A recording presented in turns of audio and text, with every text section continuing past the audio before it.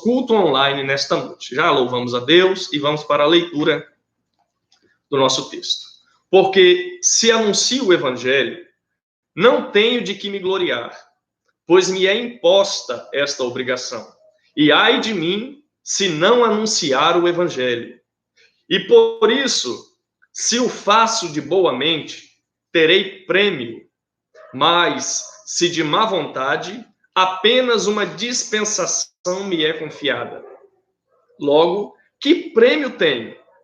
Que evangelizando, proponha de graça o evangelho de Cristo, para não abusar do meu poder no evangelho.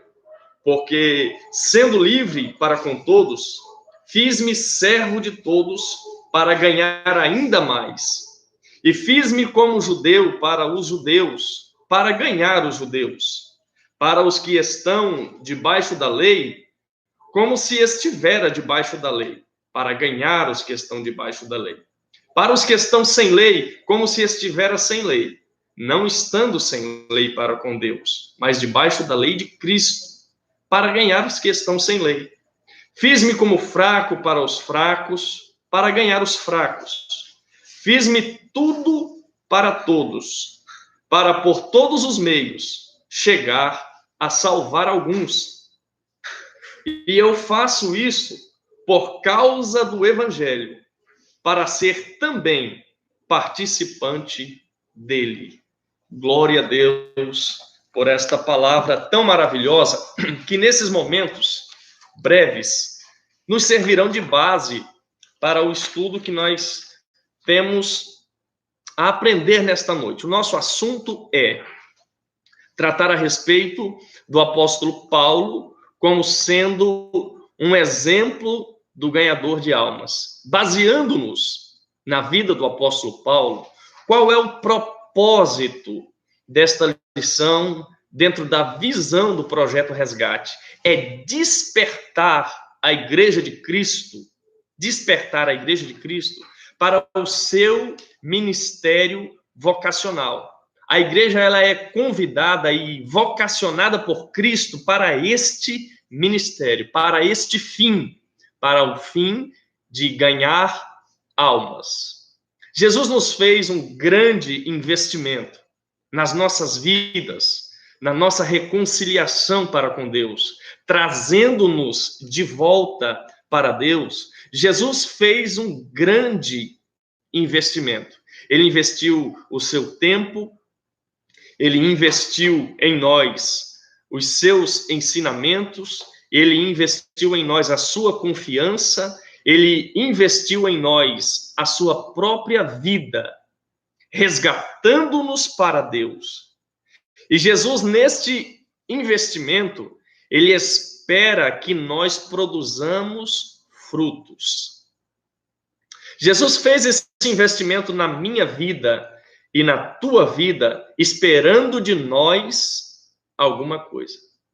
Perceba que o mundo perdido, o mundo mergulhado no pecado e afastado de Deus, ele precisava que alguém fizesse alguma coisa por ele. E Deus, na sua infinita bondade e misericórdia, ele elaborou o plano da redenção.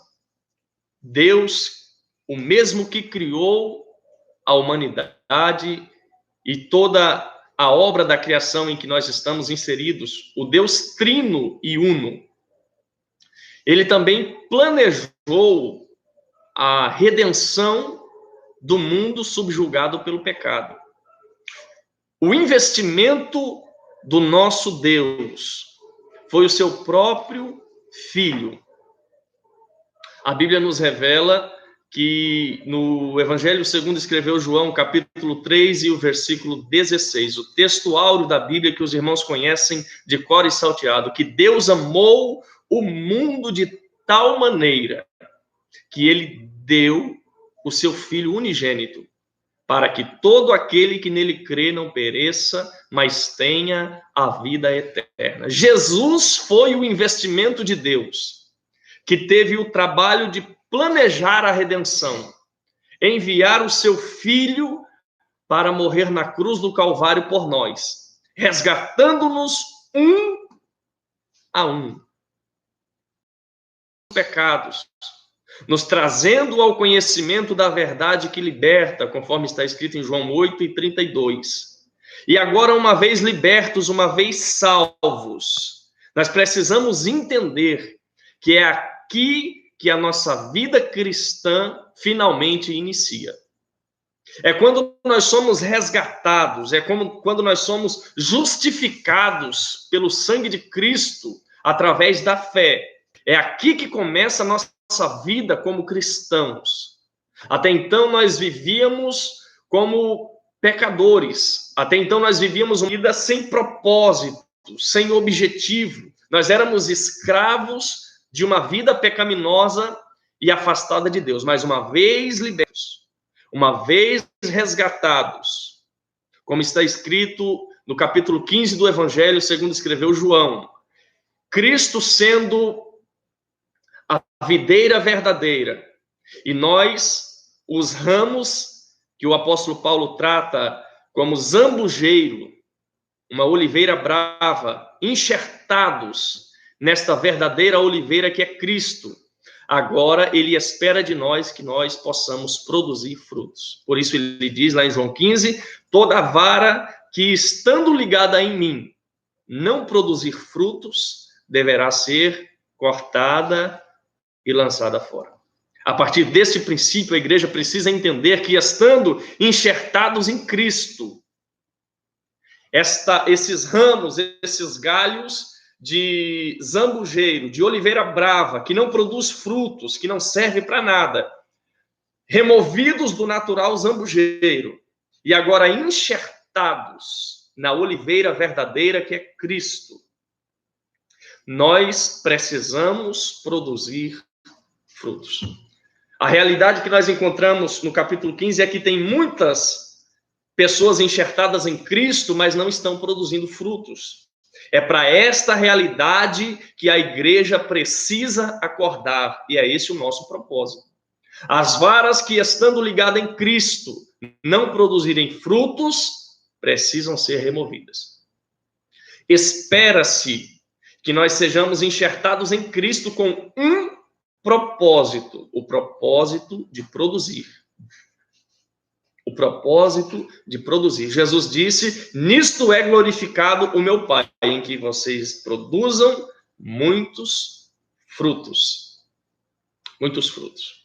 Muitos irmãos, na sua inocência, eles usam até um jargão ao dizer assim, não, irmão, eu sou crente só para ser salvo. Eu não sirvo para cantar, eu não sirvo para pregar, eu não sirvo para ter cargo na igreja, eu sou crente só para ser salvo. Essa terminologia, essa expressão, ela é sinceramente antibíblica.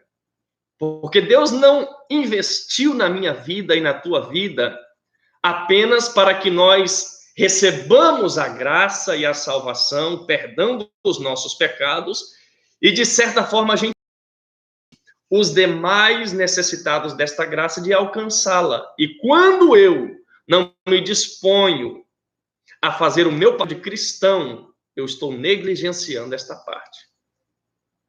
Então, quando nós tomamos o apóstolo Paulo por base, como um exemplo ganhador de almas, é porque nós entendemos a necessidade de ganhar almas para o reino de Deus.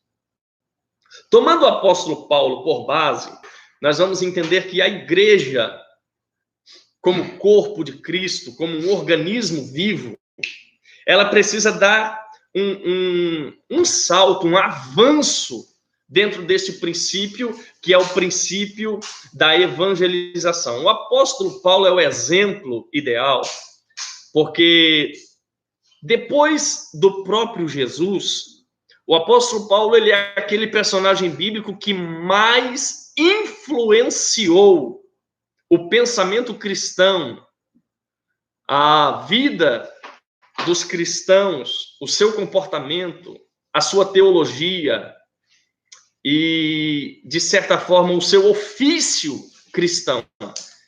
Quem mais influenciou depois do próprio Cristo foi o apóstolo Paulo. Influenciou o nosso modo de ver, a nossa cosmovisão, o nosso modo de entender o evangelho e o nosso modo de anunciar o evangelho. Por isso que o apóstolo Paulo, ele é o exemplo de ganhador de almas que nós podemos tomar para nós. E o que é que nós vemos nas características do apóstolo Paulo que servem para nós no ministério da evangelização? Nós vemos, por exemplo, que o apóstolo Paulo, ele tinha, entre muitas prerrogativas, entre muitas características, o fato que pesa ao seu favor é que ele era um missionário itinerante, incansável, cheio de audácia e, ao mesmo tempo, de criatividade, ímpeto evangelizador, e tinha ousadia, conhecimento ao anunciar o evangelho, e tinha facilidade de fazer isso tanto nos centros urbanos como nas periferias, além das fronteiras do cristianismo primitivo, que as suas fronteiras eram, segundo o que Jesus destinou aos seus discípulos, Jerusalém, Judeia e Samaria, por fim, os confins da terra. Então, o apóstolo Paulo, ele vai além das fronteiras. Enquanto os primeiros apóstolos, eles ficam fechados dentro dessas primeiras fronteiras, o apóstolo Paulo, ele é para nós um exemplo, porque ele vai além. Ele vai além das divisas. Ele vai além daquilo que era considerado o normal, o alcance do evangelho. Ele distribui o evangelho pela Ásia, pela Europa, pela África, pela Europa.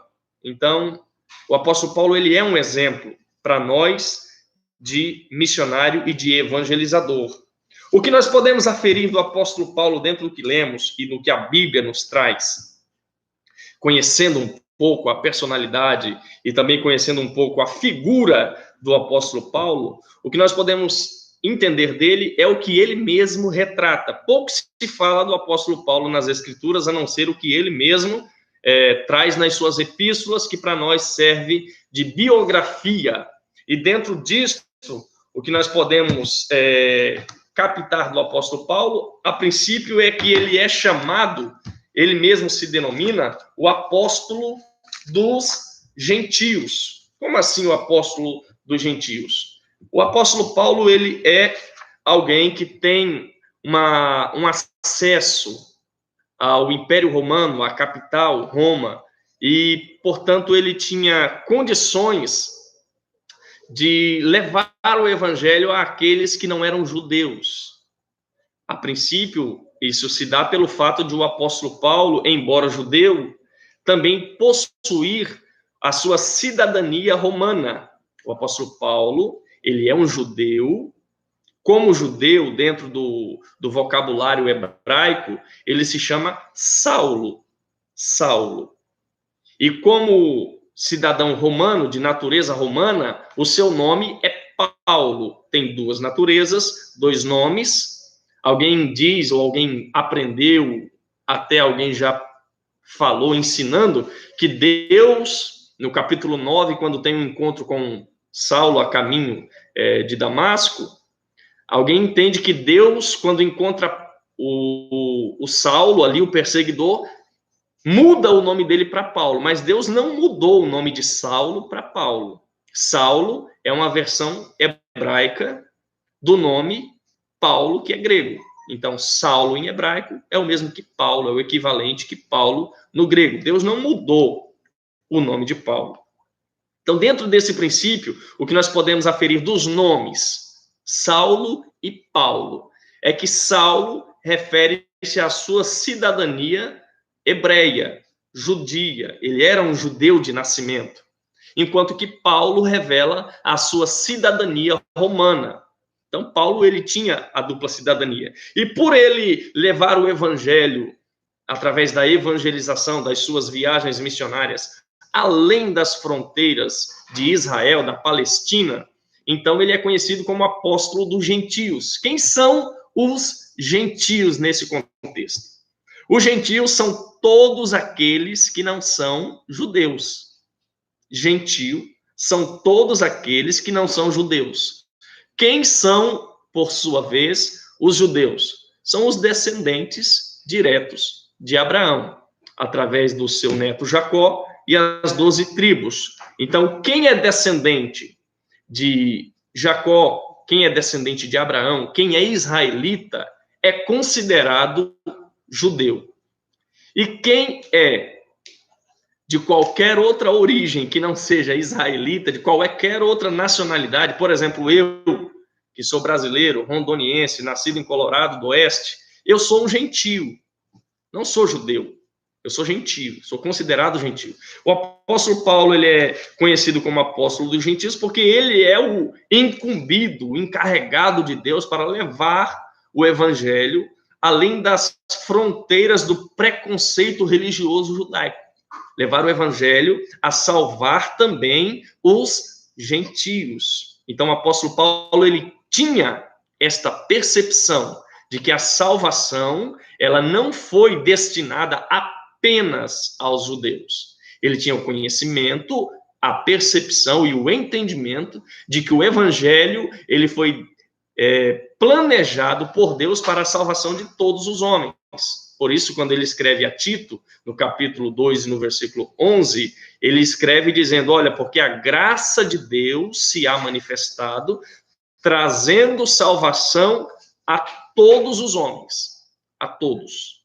Outra coisa que se caracteriza na vida do apóstolo Paulo, na sua biografia, na sua existência, que nós precisamos tomar conhecimento, é justamente o fato de que ele foi criado dentro do costume judaico, porque ele era um judeu de nascimento. Ele era um judeu de nascimento. Ele era da tribo de Benjamim, como ele mesmo diz no livro de Atos dos Apóstolos, no capítulo de número 23. Deixa eu ler aqui para os irmãos esta referência, que é muito importante para nós tomarmos esse conhecimento. No livro de Atos, capítulo 23, o apóstolo Paulo se utiliza desta colocação no versículo 6, quando ele diz, e Paulo, sabendo que uma parte era de saduceus e outra de fariseus, clamou no conselho, varões, irmãos, eu sou fariseu, filho de fariseu. No tocante à esperança e à ressurreição dos mortos, sou julgado. O que é que o apóstolo Paulo está querendo trazer de informação? É que ele estava sendo julgado perante o Sinédrio. E diante do Sinédrio, o Sinédrio que era formado por uma parte da facção dos saduceus e uma outra parte de facção dos fariseus. O Sinédrio era como se fosse um supremo tribunal. E dentro do judaísmo, essas pequenas facções, haviam os herodianos, os fariseus, os saduceus, e esses dois mais destacados, fariseus e saduceus, os saduceus não criam na ressurreição. Eram judeus, praticantes da lei, mas não criam na ressurreição, e nisso eles eram diferentes dos fariseus, e são até hoje, porque os fariseus acreditam na ressurreição. E Paulo está sendo julgado diante do Sinédrio porque ele está afirmando que Jesus havia ressuscitado dos mortos. Esta era a acusação que pesava sobre Paulo. Então, quando ele vai fazer a sua defesa diante do Sinédrio, ele usa essa expressão apelando para a parte do Sinédrio que era formada de fariseus e que acreditavam na ressurreição. Então ele diz, olha, irmãos, eu também sou fariseu. Eu sou fariseu, filho de fariseu. Então, no tocante à esperança e ressurreição dos mortos, sou julgado. Ele apela para os fariseus que poderiam ajudá-lo, porque eles também acreditavam na ressurreição. E era esta a acusação que pesava sobre Paulo. Mas quando ele diz que é fariseu, filho de fariseu, então ele está trazendo a sua descendência judia, dizendo que ele é um hebreu.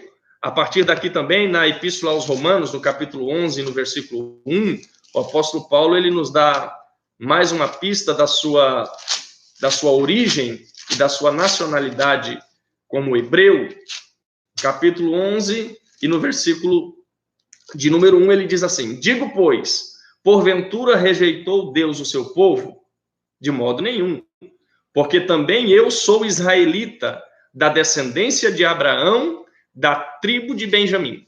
Então, o apóstolo Paulo, quanto à sua nacionalidade, para que nós possamos conhecer aquele que nós vamos tomar por exemplo de ganhador de almas, ele é um judeu, ele é um hebreu, foi criado como hebreu. Ele é da tribo de Benjamim, descendente de Abraão. Ele é da facção dos fariseus que acreditam, e acreditavam e ainda acreditam, nas questões de ressurreição. O apóstolo Paulo, ainda no livro de Atos, capítulo 22, ele vai nos trazer a seguinte informação no versículo 3, quando ele traz essa expressão: quanto a mim, sou varão judeu, nascido em Tarso, na Cilícia, mas criado nesta cidade aos pés de Gamaliel, instruído conforme a verdade da lei de nossos pais, zeloso para com Deus, como todos vós hoje sois. Então, duas informações aqui que são importantes dentro desse texto. Entender que o apóstolo Paulo é judeu. Ele tem a sua nacionalidade hebreia, ele é judeu. Ao tempo em que ele é um judeu que não nasceu em Jerusalém. Ele é um judeu que não nasceu dentro dos termos da Palestina, ou daquilo que se considerava a Judéia, dentro da época. Então, o apóstolo Paulo, ele é um judeu oriundo da diáspora, dentre o povo judeu que foi espalhado pelas várias regiões do mundo na época, principalmente na região romana, por causa do Império Romano.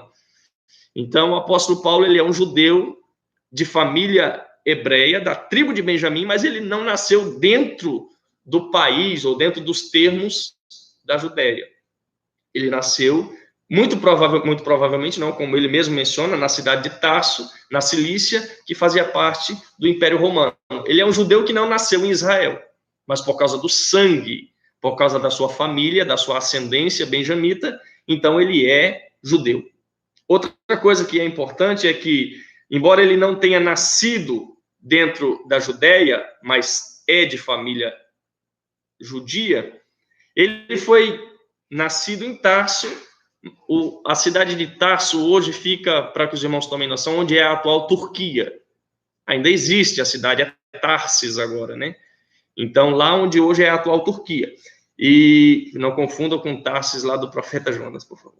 Mas, então, ele, nascendo em Tarso, sendo judeu, foi criado aos pés de Gamaliel. Como que se dá essa criação do apóstolo Paulo? Como qualquer criança dos hebreus, o apóstolo Paulo, ele recebe as instruções em casa, como qualquer criança dos hebreus, até os seus 12 anos, eles recebem todas as instruções paternas a respeito da lei, da Torá.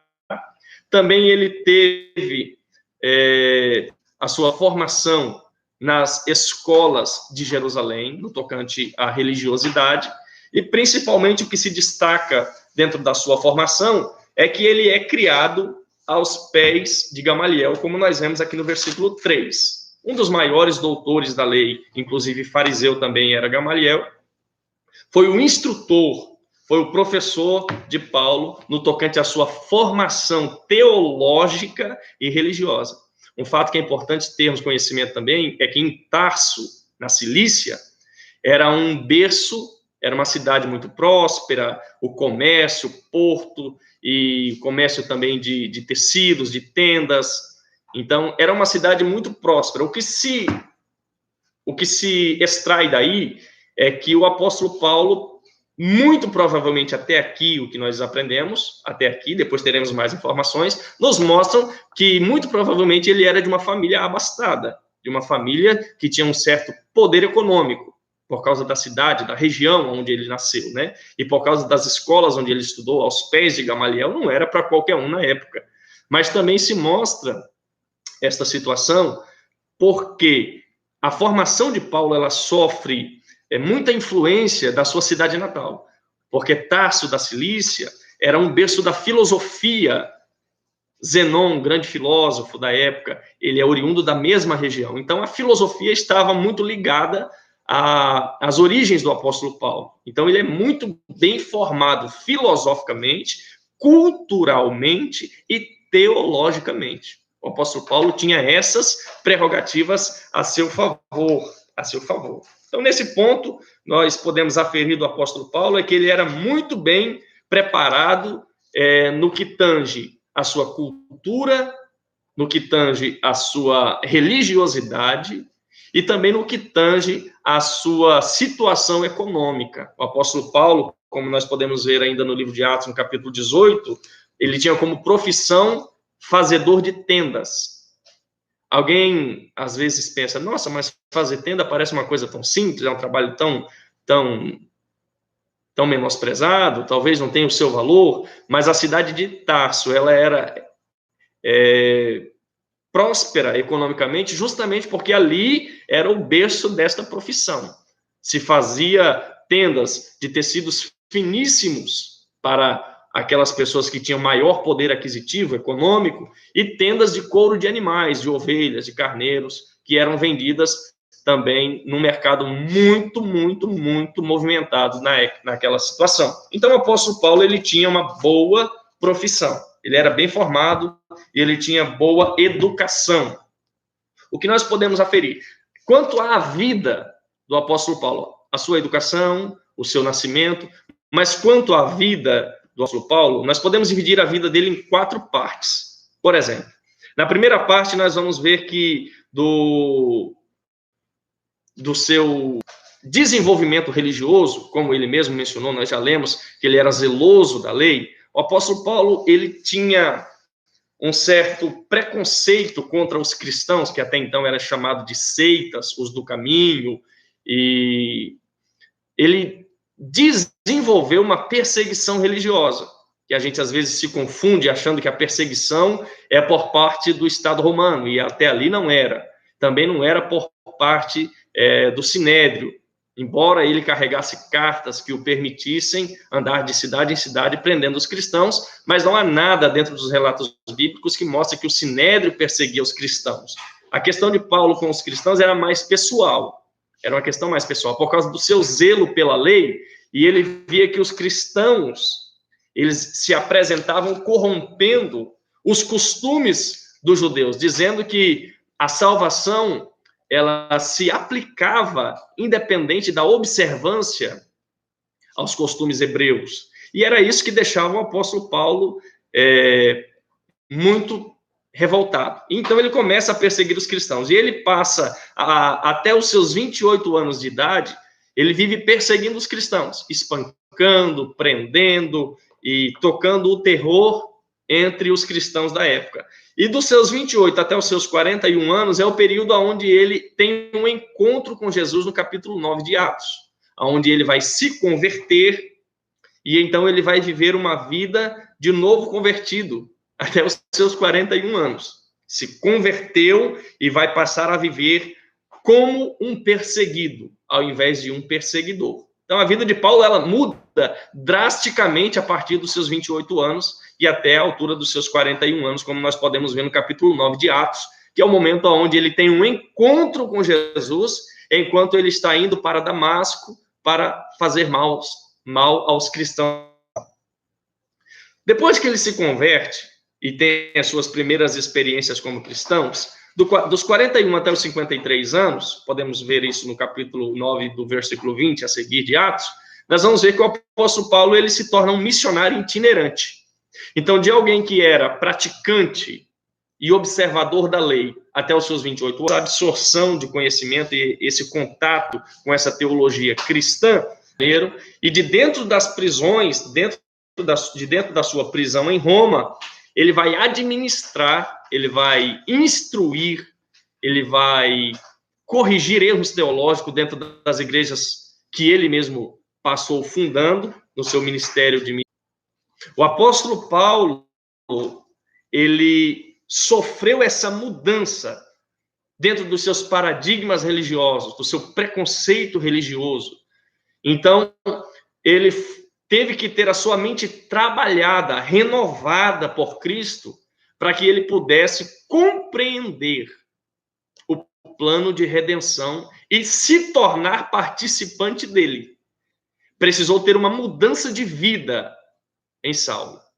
para que os irmãos assimilem melhor essa questão de Saulo e Paulo, enquanto ele se apresentou como hebreu, como judeu, nada mais correto do que ele usar o seu nome Saulo. Agora, em todo o Novo Testamento, nas suas epístolas, e a partir do capítulo 13, 15 de Atos, ele vai se apresentar aos gregos, aos gentios.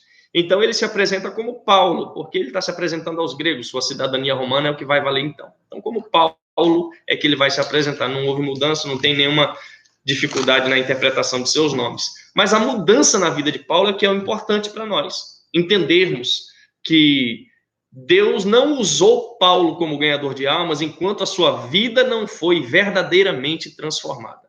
A igreja no estado de Rondônia, através desse projeto Resgate, elaborado pela nossa Semaderon, ela está sendo chamada, conclamada, a se erguer para a obra da evangelização, a se levantar, arregaçar verdadeiramente as mangas e se colocar, se lançar aos campos para poder trazer o maior número de vidas a Cristo. Algo que estava até certo ponto adormecido dentro da igreja, mas nós estamos acordando para isso, graças a Deus. Mas a principal coisa que nós precisamos ter como base é que para que nós possamos ganhar almas para Jesus, para que nós possamos ser verdadeiros evangelizadores, promotores dessa transformação e mudança de vida, essa transformação e mudança precisa acontecer primeiro dentro de mim. Precisa acontecer primeiro dentro de nós, para depois nós termos condições de fazer com que isso aconteça na vida daqueles a quem nós vamos nos dirigir. Cristo, ele tem por objetivo, através do Evangelho, fazer uma obra em mim, transformar a minha vida. Jesus, quando encontra com Saulo a caminho de Damasco, no capítulo 9 de Atos, o objetivo de Cristo era fazer uma obra na vida de Saulo, transformar a vida de Saulo, fazer com que Saulo nascesse de novo, para depois, através de Saulo, ele pudesse ganhar os gentios para Jesus, para Cristo, para Deus, através da reconciliação. Então essa obra precisa acontecer em mim, a minha vida precisa ser mudada. Se eu quero tomar o apóstolo Paulo como exemplo de ganhador de almas, o primeiro exemplo que eu tenho que tirar para a minha vida é: a minha vida precisa mudar. Ela precisa estar de acordo com as minhas palavras. A minha vida precisa estar de acordo com a minha pregação. E este foi o maior trabalho de Deus na vida de Paulo, fazer com que a sua vida correspondesse ao evangelho que ele passaria a pregar. Tomando aqui e voltando para o nosso texto, nós vamos ver que, conforme o apóstolo Paulo escreve aqui no capítulo 9 da sua primeira epístola aos Coríntios, e nós já lemos, mas vamos fazer menção, versículo 16, ele diz assim: porque se anuncio o evangelho, não tenho de que me gloriar, pois me é imposta esta obrigação, e ai de mim, se não anunciar o evangelho. O que o apóstolo Paulo está expressando aqui é o seu sentimento de responsabilidade com a obra da evangelização. Por que ele tem esse sentimento de responsabilidade?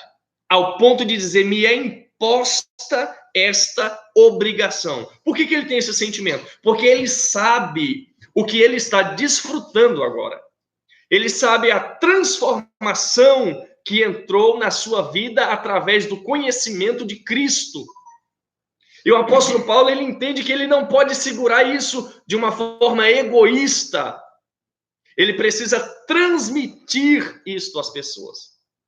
Primeiro porque ele precisava. Ele reconhece que a sua salvação estava em risco enquanto ele não havia encontrado Jesus. Agora, tomando conhecimento de Cristo, conhecendo a verdade a respeito do cristianismo e da salvação, ele sente-se na obrigatoriedade de levar esse conhecimento às pessoas. Nós não podemos ser egoístas, querendo salvar a nós apenas, e privando os nossos vizinhos, os nossos familiares, os nossos amigos de chegar ao conhecimento da salvação. É isso que nós aprendemos com o apóstolo Paulo, a não ser egoístas e a entender que nos é imposta esta obrigação. Não temos do que nos gloriar. Nós não devemos querer nos posicionar dentro das melhores situações, receber sempre aplausos, ser sempre reconhecidos. O reconhecimento humano não fazia parte do ministério de Paulo. Ele se sentia na obrigação de evangelizar. Então, se você foi alcançado pelo evangelho, se alguém movido pelo Espírito Santo chegou até você e você tomou conhecimento da salvação em Cristo, você precisa entender que esta obrigação também te alcança. Você também é responsável por levar o evangelho ao conhecimento das demais pessoas. Por isso o apóstolo Paulo entendia a sua obrigação de ganhar almas. A igreja, ela não tem... nós não podemos chamar isso de missão secundária, ou de algo facultativo, opcional. Não, a evangelização para a igreja é opcional. Se eu tiver tempo, farei. Eu vou organizar a minha agenda. No momento em que eu não estiver fazendo nada ou nada para fazer, eu vou evangelizar. Esse é um pensamento errado. A evangelização, ela é a obra principal. Ela é a missão principal do cristão. Ela é a missão principal, inadiável, intransferível, irrevogável. Se você foi alcançado pela salvação, é tua obrigação evangelizar também. O apóstolo Paulo, tão logo foi alcançado pelo conhecimento de Cristo, ele se sentiu na obrigação de evangelizar. E as palavras de Jesus a respeito de Paulo foram estas. Disse a Paulo: olha, você vai encontrar-se com Ananias e eu vou te fazer entender o quanto você deve sofrer pelo meu nome. A nossa missão de evangelizar, ela não é uma missão opcional. Nos é imposta esta obrigação. O apóstolo Paulo, ele é um exemplo de ganhador de almas pela transformação de vida, pela transformação de caráter e também pelo sentimento de responsabilidade. Me é imposta esta obrigação. Por que era uma obrigação? E de onde vem esta obrigação que o apóstolo Paulo sentia de ganhar almas? Porque faz parte do plano divino para a igreja. Jesus estabeleceu a sua igreja e ele disse aos discípulos na ocasião da sua ascensão, quando ele subiu aos céus, ele disse: olha, eis que sobre vós envio a promessa de meu Pai. Ficai em Jerusalém, até que do alto sejais revestidos de poder.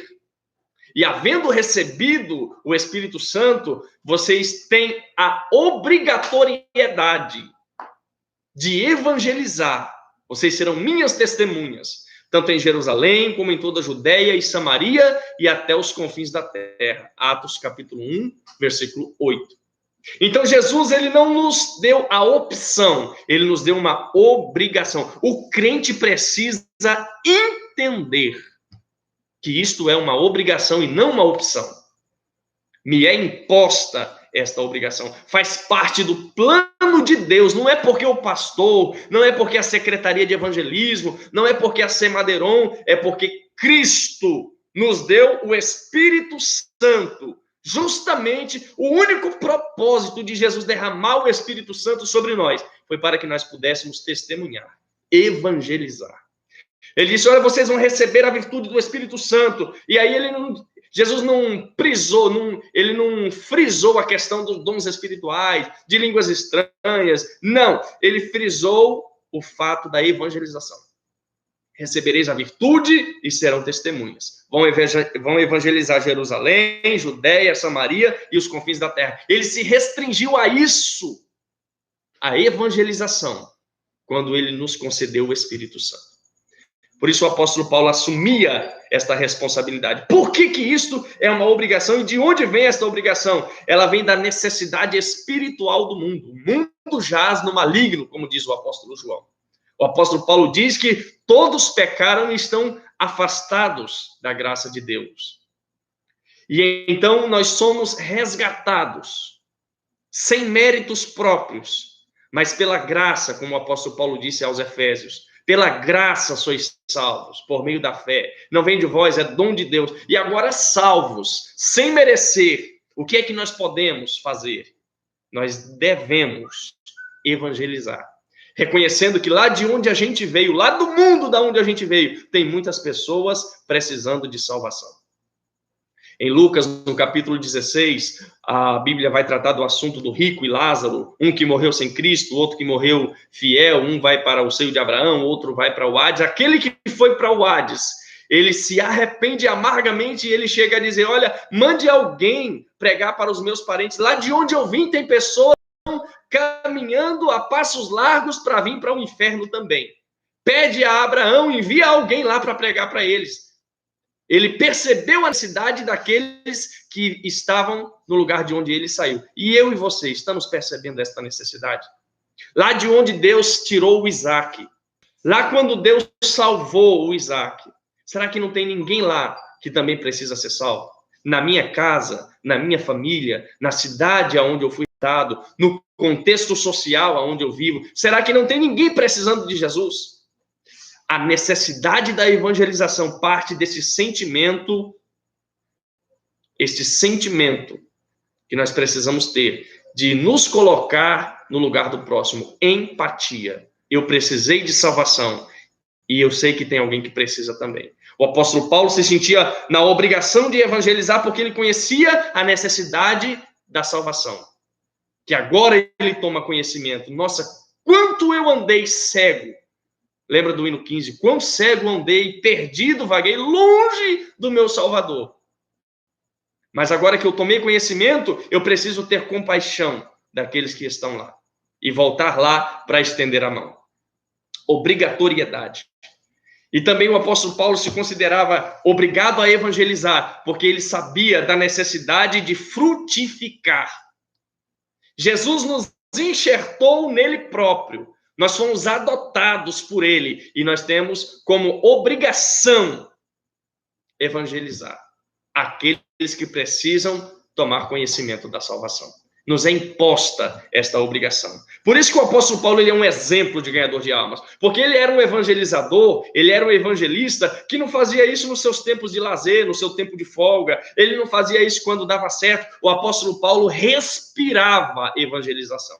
Ele vivia evangelização. Você vai ler a Bíblia, o Novo Testamento, as epístolas, de frente para trás, de trás para frente, você não vai encontrar Paulo fazendo outra coisa a não ser evangelizando. Tratando da evangelização. Porque ele sabia que lhe era imposta esta obrigação e ele não podia negligenciar. Tem muitas pessoas negligenciando a obra da evangelização. Estão delegando, não evangelizar, ganhar almas, é trabalho do pastor, é trabalho do secretário de evangelismo, é trabalho do presbítero, é trabalho do líder de jovem, do líder do departamento, e Jesus nos mostra, através da grande comissão, em Marcos 16:15, que esta tarefa, ela é individual. Ide por todo o mundo e pregai o evangelho a toda criatura. Ele não disse, manda os pastores irem, manda os missionários. Não, ele disse, ide todos. Todos os que foram alcançados pelo evangelho. Precisam ter esse senso de responsabilidade que ele é claro, ele é patente na vida do apóstolo Paulo. Por isso ele é um exemplo. Em terceiro ponto que nós podemos observar é que o apóstolo Paulo considerava um perigo. Ele considerava um erro gravíssimo a negligência da obra da evangelização. Ele diz aqui no término do versículo 16, me é imposta esta obrigação, e olha como ele se expressa, ele diz, e ai de mim, se não anunciar o evangelho. Ele considerava que ele poderia ser penalizado se ele negligenciasse a obra da evangelização. Irmão, será que Jesus não fala no teu coração, não? através desta palavra? Porque os crentes, eles vivem muito tranquilo. Muito tranquilo. Nós vivemos dias na síndrome de Ló. Sabe qual é a síndrome de Ló? Anota aí. A síndrome de Ló Ló vivia no contexto das duas cidades, Sodoma e Gomorra, mergulhadas em todo tipo de pecado, de orgias pecaminosas, todo tipo de idolatria, de pecados relacionados à prostituição havia nestas duas cidades, a ponto de Deus tomar abominação, sentimento de abominar aquelas cidades. E então o que é que acontece? Deus vai destruir. Mas lá tinha um crente, o nome dele era Ló. Mas sabe qual é a síndrome de Ló? É porque Ló se trancava na sua casa, fazia o seu culto com a sua família.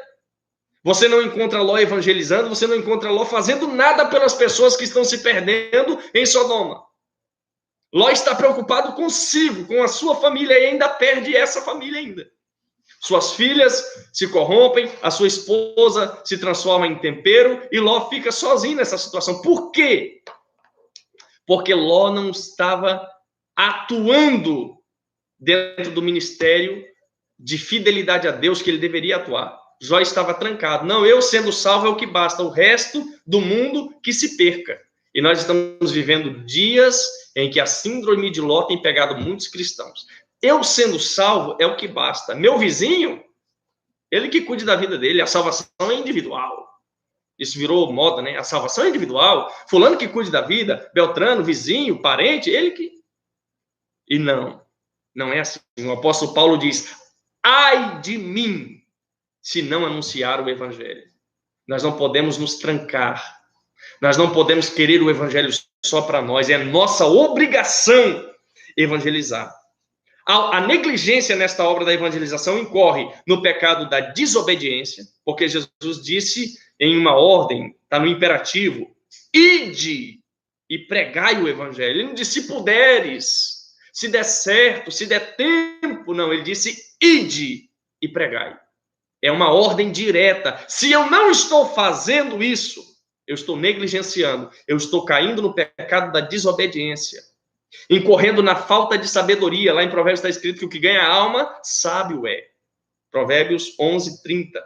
Então eu estou dizendo, quando eu me nego ao ministério da evangelização, quando eu acho que isso não é minha responsabilidade, não me comprometo, não coloco minhas mãos, então eu estou automaticamente dizendo que eu tenho falta de sabedoria e falta de responsabilidade. Para encerrarmos, o que nós podemos aferir do apóstolo Paulo, versículos 17 e 18, quando ele diz assim, e por isso, se faço de boa mente, terei prêmio. Terei prêmio. De que prêmio que o apóstolo Paulo está falando aqui? Se negligenciar, ai de mim. Há uma punição aí. Mas se eu fizer isso de boa mente, de boa vontade, com prazer, comprometido, terei prêmio. Qual é o prêmio? O prêmio do apóstolo Paulo não é o salário. O prêmio do apóstolo Paulo não é em dinheiro. O prêmio que o apóstolo Paulo espera não são os aplausos. A propósito, o apóstolo Paulo é um verdadeiro exemplo, porque o apóstolo Paulo ele nunca viveu de aplausos, de reconhecimento. O prêmio do apóstolo Paulo é o reconhecimento divino do seu trabalho. É o reconhecimento divino do seu trabalho. Ele sabia que ele teria uma recompensa espiritual. Qual é a recompensa? A primeira recompensa que Paulo sabia que ele teria e que isso não lhe seria tirado é a própria graça de Deus. O próprio Deus lhe é o prêmio. Não tem prêmio maior do que esse. Nós sabemos que Deus nos tomou por seu, depositou em nós a sua confiança e nos colocou no seu ministério. Se eu faço a evangelização de boa vontade, então eu não preciso esperar outra coisa, a não ser as minhas bênçãos espirituais. Deus escrevendo meu nome no livro da vida, a minha salvação. E também os frutos do meu trabalho que nos acompanharão para a eternidade. No tribunal de Cristo, Deus recompensará a cada um segundo as suas obras. Se eu faço de boa vontade, quando na presença de Cristo para ser julgado, eu receberei recompensa.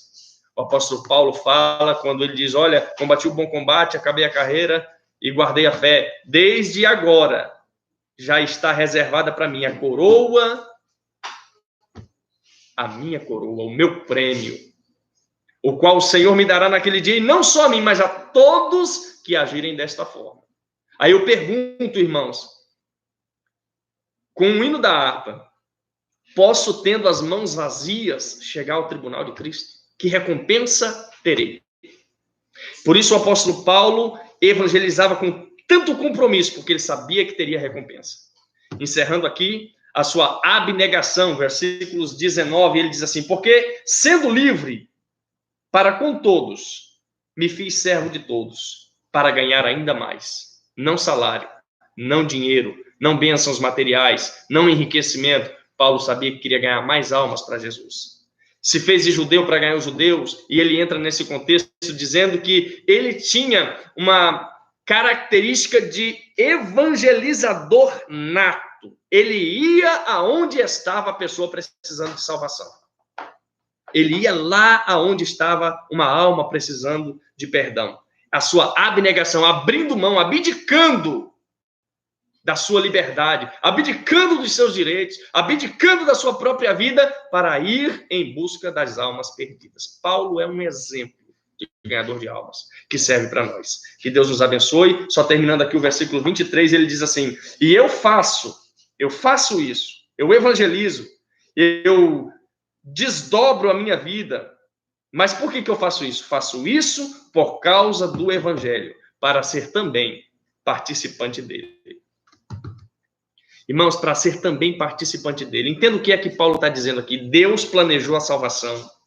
Ele projetou. Ele enviou Jesus, encarnou, sofreu, morreu na cruz, subiu ao céu, enviou o Espírito Santo, que é o próprio Deus, que nos auxilia na obra da evangelização. Deus fez tudo no plano da salvação.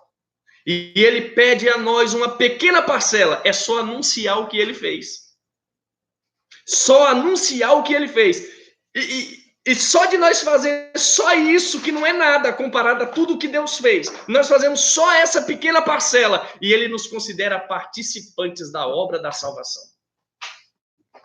O apóstolo Paulo diz, para que eu seja também participante dele. É como se alguém pegasse uma grande empreita de 100 alqueires de mato para derrubar ou para roçar. Vou mudar de exemplo aqui, né? Senão o Ibama pega nós, né?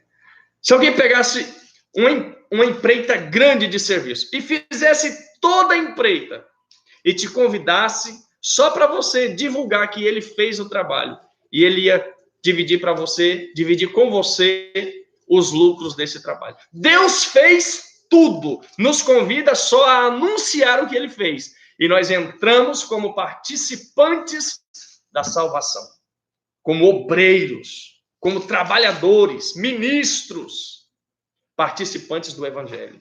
Então é por isso, irmãos, que o apóstolo Paulo é um exemplo. Porque embora uma pequena parcela, mas ele sabia que tem uma grande importância. Quem sabe você acha que não é tão importante, que não tem tanta valia a evangelização. Mas para Deus você é contado como participante no evangelho, na obra da redenção. Então não abra mão da sua tarefa. Não negligencie o seu papel. Como o apóstolo Paulo disse no capítulo 11, versículo 1 da primeira epístola aos Coríntios. Sejam meus imitadores. Vamos ter uma mudança de vida. Vamos nos colocar à disposição do compromisso da obra da evangelização. Vamos entender que há um prejuízo se nós não evangelizarmos. Vamos entender que nós temos recompensa para isso. A salvação, a coroa de glória. Vamos entender que nós precisamos ir aonde estão as almas. E vamos entender que nós temos uma razão, porque nós somos participantes do evangelho. Não é qualquer coisa. Não é para qualquer um. Se Deus te confiou esse ministério, cumpra-o com sabedoria. Vamos fazer uma oração. Eu já estarei passando ao pastor Roberto. Carlos Roberto vai estar também ministrando a palavra de Deus para a tua vida nesta noite. Eterno Deus e soberano Pai, está a tua palavra ministrada aos nossos corações. E o nosso pedido, Senhor, é que o Senhor venha fazer com que esta palavra encontre um lugar no nosso coração. E que ela possa surtir efeito na nossa vida. E que nós possamos nos comprometer com esta tão importante obra, que é a obra da evangelização, tomando por base a vida e o ministério do apóstolo Paulo, a quem nós estudamos, e que nós possamos também aprender muito mais através do teu servo, que também nos irá ministrar a palavra. Fica conosco, nos ajuda e nos abençoa, em nome de Jesus. Que Deus abençoe a tua vida, continue ligado. Agora o nosso pastor, presidente, pastor Carlos Roberto, vai estar assumindo, e você precisa compartilhar. Compartilha para que mais pessoas possam também participar ao vivo desta programação.